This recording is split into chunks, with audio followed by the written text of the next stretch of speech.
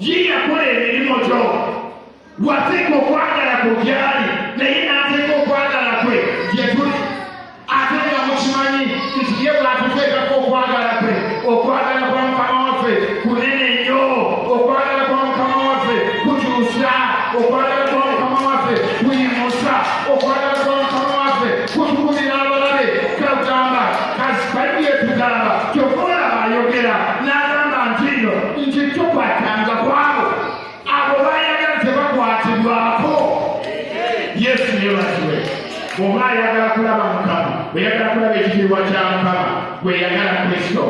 tambulira mu kristo yagala kristo kola ennono za kristo weereza kristo beera mu kristo ojja kulaba ekisa kya mukama ebirwadde ebyo ebigaanye okuwona katonda agenda aluunya yesu yebakiwe haleluya ate n'ebirungi by'opulaninga okwekolera katonda yagenda kubireeta tumaliriza ne bakolesa ekisooka essula y'ekumi n'essatu